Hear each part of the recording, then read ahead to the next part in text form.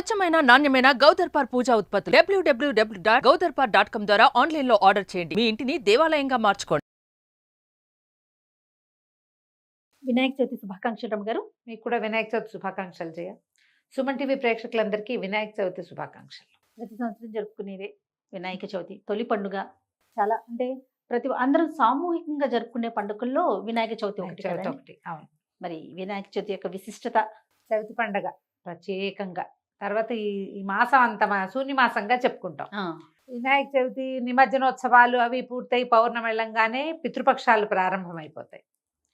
ఈ మొదటున్న 15 రోజుల్లో చాలా ముఖ్యమైన రోజు ఈ చవితి పండుగ. మామూలుగా చవితి దేనికి పనికిరాదు, ఏ వ్యవహారానికి చవితి నాడు ఏం చేయకూడదు. కానీ మనకి 2 చవితులు విశేషంగా చేస్తాం మనం. ఒకటి నాగుల చవితి చేసుకుంటాం. ఓకే. నాగుల చవితి కొంతమంది చేస్తారు, కొంతమంది చేయరు, అలవాటు ఉంది లేదు. వినాయక చవితి సార్వజనీన పండుగ, అందరూ చేసుకుంటారు. భారతదేశంలో అన్ని ప్రాంతాల్లోనూ గణేష్ చతుర్థి విశేషంగా చేస్తారు. ప్రత్యేకించి ఇదేంటంటే సామూహికంగా 10 రోజుల పాటు 9 పూర్తి రాత్రులు జనమంతా కుల మత విచక్షణ లేకుండా ప్రతి వాళ్ళు పాల్గొనే ఉత్సవాలు ఈ గణపతి ఉత్సవాలు. ఆద్యమైన దేవుడు, మొదటి దేవుడు, పంటల దేవుడు, సస్యదేవుడు అని చెప్తారు గణపతిని. ఈ భాద్రపద శుద్ధ చతుర్థి నాడే ఈయనని పార్వతీదేవి తయారు చేసి పెట్టిందని, ఆయనకి ప్రాణం పోసి ఆయన శిరస్సుని భర్త చెనిగితే మళ్ళీ ఏనుగు శిరస్సుని పెట్టి కుమారుడిగా భావించి తనతోటి ఉంచుకుందని చెప్తారు.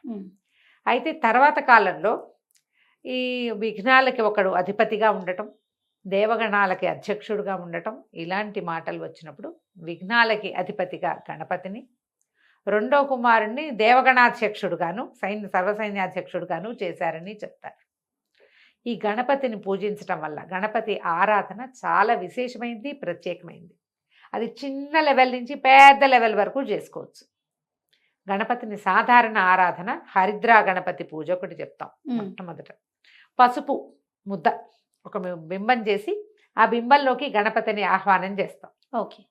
ప్రతి పూజకి మొదటి పూజ గణపతిదే. ఈయనకి ప్రతిమా విశేషం ఏం అక్కర్లా.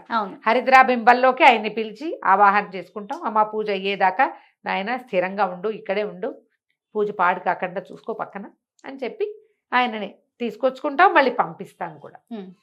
అయితే ఇప్పుడు ఈ చతుర్థి నాడు ప్రత్యేకంగా మట్టి గణపతిని పూజిస్తే చాలా మంచిది, విశేషమైన సేవగా చెప్పబడుతుంది.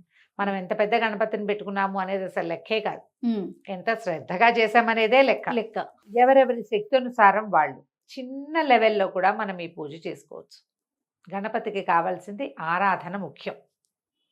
ఈ ఆరాధనలో ఆయనకి ఏ దైవానికి సమర్పించనన్ని ప్రత్యేకమైన విధానము మన గణపతి పూజలో కనపడుతుంది. ఈయనకి గరికతోటి పూజ చేస్తాం. అవును, గడ్డి కేవలంగా పెరుగుతుంది, పెంచక్కర్లా, ఎక్కడ ఉంటే చాలంతే, దానంతట అదే పెరుగుతుంది. ఇది వర్షాకాలం విశేషించి కదా. శ్రావణ భాద్రపదాలు వర్ష ఋతువు. శ్రావణంలో అప్పుడే వానలు ఆషాఢం చివర్లో మొదలవుతాయి. శ్రావణంలో బాగా వానలు పడి పడి ఈ భాద్రపదం నాటికి విశేషించి గరిక పెరుగుతుంది. ఈ గరికని సమర్పించిన చాలు, అంటే మనం చక్కగా తీసుకొచ్చి తునక్కండా నేలలోంచి చక్కగా ఫ్రెష్గా మొలిచిన దాన్ని తీసుకొచ్చి సమర్పించడం. ఓకే. దీంట్లో ఏం ప్రకటితం అవుతోంది? శ్రద్ధే కాదు. అవును, శ్రద్ధ. దీంతో పాటుగా ఏకవింశతి పత్ర పూజ అనేది ఒక ప్రత్యేకంగా చెప్పబడుతుంది. 21 పత్రాలతోటి భగవంతుణ్ణి అర్చిస్తాం. ఈ గణపతిని సస్యదేవుడుగా చెప్తారు. ఈయన పంటలకి దేవుడు. ఆయన ఆకార విశేషమే పంటలకి ప్రతీకగా కనపడుతుంది. ఆయన చూడు ఇంత గుండ్రటి బొజ్జతోటి ఇట్లా కనిపిస్తాడు, లంబోదరుడుగా కనపడతాడు. ధాన్యపు గాదె ఆకారం. అవును కదా. అవును. అక్కడి నుంచి ఆయన చెవులు శూర్పకర్ణుడు, పెద్ద పెద్ద చేటలు లాంటి చెవులు. ఈ ధాన్యాన్ని చెరగడానికి తూర్పార పట్టడానికి వాడేవి చాటలే. ఇప్పుడు మానేసి రకరకాలు తెచ్చాం మనం. చేటలు లేని ఇళ్ళున్నాయి. ఇది వరకు చేట జల్లెడ కవ్వము లేని ఇల్లే ఉండేది. అవునండి కదా. కత్తులు కొడవళ్ళు వాటితో పాటు చేట జల్లెడ కవ్వం తప్పకుండా ఉండాలి ఒక ఇంట్లో. ప్రతి గృహ అవసరాలకే కావాల్సింది. ఈ పంటలకి ఆసరా అయిన వస్తువులలో ముఖ్యమైన వాటిలలో చేట కూడా ఒకటి. చెవులేమో చేటల్లాగా ఉంటాయి. అక్కడి నుంచి ఆయన పొట్టకు ఒక నాగబంధం కడతారు. కనిపిస్తుంది కదా, అవును. సర్పబంధం కనిపిస్తుంది. ఇంత చిన్న ప్రతిమ తెచ్చినా మనము నా- ఆయన బొజ్జకు ఒక ఉపవిత్తం, ఒక తాడు కట్టినట్టుగా ఆ బంధం నాగబంధంగా కనపడుతుంది. ఈ పంటలని ఎలుకల నుంచి రక్షించడానికి పాములు కావాలి. మ్హూ.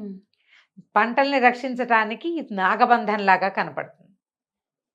మ్. పంటల దేవుడు, ఆయన పేరే నామధేయాలలో సస్యదేవుడు అనేది ఒక దైవారాధన క్రమంలో మనకి నామం కనపడుతుంది.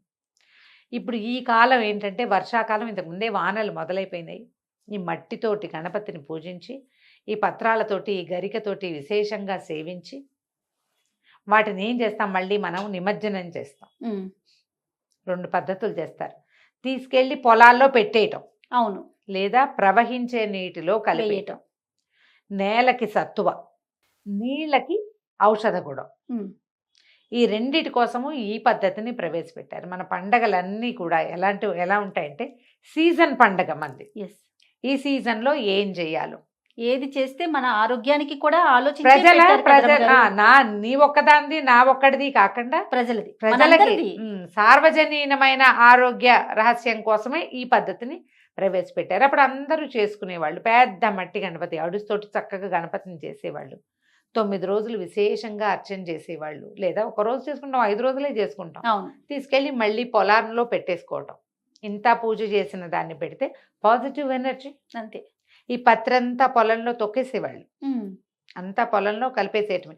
మట్టిలో కలిసిపోతే మట్టికి బలం వచ్చేస్తుంది. మ్.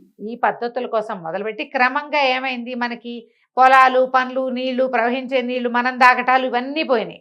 సేవాకాలం మాత్రం మిగిలింది. దీంట్లో ఇప్పుడు ఏం చేసాం, మనం సేవ ఒకటే మిగుల్చుకోవడం కాకుండా రంగురంగుల గణపతులను తెచ్చాం. ఆకులు, ఏ ఆకులు అంటే అప్పుడు పత్రాలేమో పేర్లు చదివేస్తుంటాం.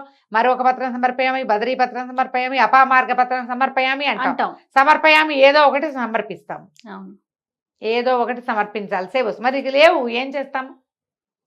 వాటిని సంపాదించే మార్గాలు అన్వేషించి 21 మాత్రాలు సంపాదించి పేరున అదేమిటో తెలుసుకుని ప్రతిదానికి ఉన్న మెడిసినల్ వాల్యూ మనం అర్థం చేసుకుంటే అది మనకి ప్లస్. ఓకే. ఇప్పుడు బయటికి వెళ్ళి పిక్ చేసుకురావాలి, ఒకటి కోసుకురావాలి. ఆకు గుర్తుపట్టద్దు, అవును, అవును. పట్టాలి. కోసుకొచ్చిన వాడికి ఆరోగ్యం, ఆ పత్రాన్ని ముట్టుకుని దేవుడికి సమర్పించిన వాడికి ఆరోగ్యం. అది ఏ మట్టిలో, ఏ నీటిలో కలుస్తుందో ఆ మట్టిలో పండిన ఆహారం తిన్నా, ఆ ప్రవహించే నీటిలో నుంచి కొంత నీటిని స్వీకరించినా అది కూడా ఆరోగ్యమే. అందుకని ఇలాంటి విధానాల్ని ప్రవేశపెట్టి ఉండవచ్చు. ఎందుకంటే మన పూజలు, మన పండుగలు ఇవన్నీ ఎవరు నిర్దేశించారు? మనం సరదాగా పెట్టుకున్నవి కాదు కదా. మన కాదు, పూర్వీకులు, ఋషులు, మంత్రదర్శలైన వాళ్ళు, ముందు భవిష్యత్తు చూడగలిగిన వాళ్ళు, విజనరీ అంటారు. ఎస్, వాళ్ళు ఏర్పరిచినవి. ఇవి మానవుల ఆరోగ్యం ఏ రకాలుగా వెళ్ళగలుగుతుంది, ఈ సీజన్లో ఎలాంటివి వస్తాయి, ఫర్దర్ కమింగ్ సీజన్స్లో వీళ్ళకి ఏ ప్రాబ్లమ్స్ రావచ్చు ముందుగానే ఊహించి ఈ ఏర్పాటు చేశారు. ఇప్పుడు అందరూ చేయరు కదా అంటాం. కొంతమంది చేసినా చాలుగా, అవునా కదా? అవునండి. కొంతమంది చేసినా సరిపోతుంది. ఇంకా పూజా విధానం ఎలా చేసుకోవాలి రమ్మగారు? ఒక మట్టి గణపతిని తెచ్చుకోవటం ఉదయమే. సాధారణంగా ఆ రోజు పొద్దునే గణపతిని తెచ్చుకుంటే మంచిది. మేము మీ ఇళ్లలో ముందు రోజే తెచ్చుకోవటం, నిద్ర చేయాలని, మాకు నిద్ర చేసింది పనికిరాదు. ప్రాంతీయాచారాలు ఏముంటే, గ్రామాచారాలు ఏముంటే ఇక వాటిని ఫాలో అవటం. గణపతిని తెచ్చుకోవటం, పత్రాలన్నీ సేకరించి పెట్టుకోవటం. పాలవెల్లి కడతారు విశేషించి. అవును, అవును. ఓ పాలవెల్లి కట్టి, చెక్కదో ఇత్తడిదో మన ఇంట్లో ఉండే పద్ధతిని బట్టి, పాలవెల్లి లేని పద్ధతులు కూడా కొంతమందికి ఉంటాయి. మీ ఇంట్లో ఉంటే చేయండి. పాలవెల్లి కట్టి దానికి రకరకాల పువ్వులు, పళ్ళు అన్నీ చేసి, ఇప్పుడు గజముఖుడు కదా మన గణపతి, ఆయన ప్రీతికరమైన పళ్ళు కొన్ని ఉన్నాయి కదా. అరటిపళ్ళు ఇష్టము, కొబ్బరికాయలు ఇష్టము, వెలగపళ్ళు ఇష్టము.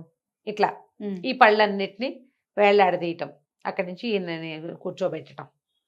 కొద్దిగా ముందు పసుపు గణపతిని చేసుకుని, ఈ గణపతి మహాగణపతి పూజ చేయబోతున్నాము, అది నిర్విఘ్నంగా పరిసమాప్తి అవటం కోసం ముందు నిన్ను పూజిస్తున్నామని గణపతినే పూజించాలి.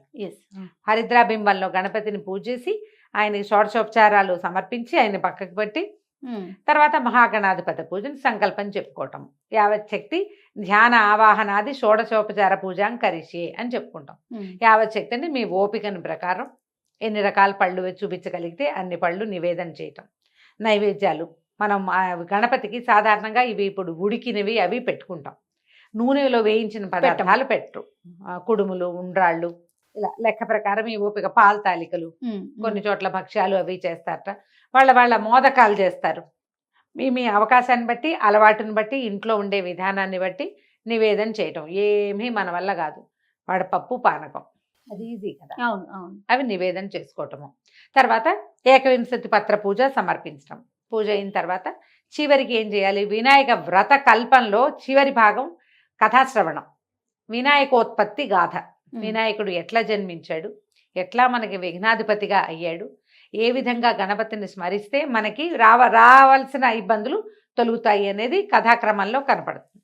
కథ మొత్తం వింటాం. ఆ కథ వినేటప్పుడు కాసిన అక్షంతలు చేతితో పుచ్చుకుని శ్రద్ధగా కథ విని చేతిలో ఉన్న అక్షతల్లో కొన్ని స్వామివారి మీద సమర్పించి కొన్ని మన తల మీద వేసుకుంటే చంద్రుడి వల్ల నీలాప నిందలు వస్తాయని, ఈ రోజున చంద్రదర్శనం చేస్తే నీలాప నిందలు వస్తాయి, ఈ కథాక్షింతలు వేసుకున్న వాళ్ళకి నీలాప నిందలు తొలగిపోతాయని అని చెప్పి దండం పెట్టుకోవటం. ఎక్కడికైనా వెళ్ళేటప్పుడు ఏం చేసినా గణపతికి ఒక నమస్కారం చేసుకోవటం. మనం చూడు ఏ పని చేసినా మొదట గణపతి ఆయనకే కదా. ఓ పెళ్లి, వివాహాది శుభకార్యాలు ముందు ముడుపు కడతాం, మీదు కట్టి పెడతాం, గణపతిని తలుచుకుంటాం. అన్నిటికీ గణపతే కదా. ఏ పనికైనా విద్యకి వివాహే విద్యారంభే వివాహే చ ప్రవేశే నిర్గమే తథా అంటారు. ఎక్కడికైనా గృహప్రవేశం చేసేటప్పుడు, బయటకు వచ్చేటప్పుడు కూడా అక్కడ పెట్టిన గణపతిని తెచ్చుకుని బయటకు వచ్చేసేయాలంటారు.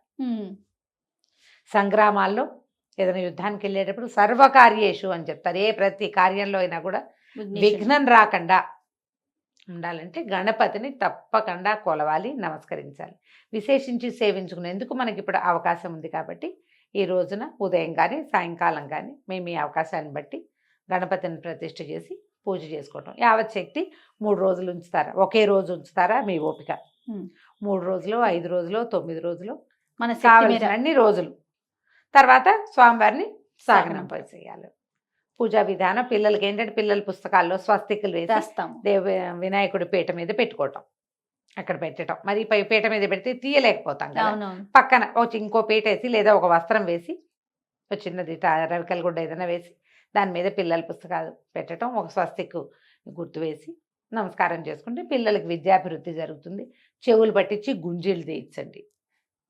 వినాయకుడి యొక్క శ్లోకం మనం అసలు పిల్లలకి మొట్టమొదట నేర్పే శ్లోకమే శుక్లాంబరధరం. అది పరబ్రహ్మతత్వాన్ని సూచించేది అయినప్పటికీ కూడా వినాయకుడి కోసమే చదువుకుంటాం. మనం శుక్లాంబరధరం అనగానే మనం వినాయకుడు. అగజానన పద్మార్కం చదువుకోవచ్చు. గజానన మహర్నిశం అనేకదంతం భక్తానాం ఏకదంతం ఉపాస్మహే. అనేక దంతాలు ఉన్నాయని అనుకోవద్దు. అనేకదం చాలాసార్లు తం అతనిని భక్తానాం ఏకదంతం ఉపాస్మహే. భగవంతుడు ఈయన ఏంటంటే గణపతి భక్తుల పట్ల విరివిగా ఉంటాడు. నువ్వు పిలిచినప్పుడల్లా పలుకుతాడు.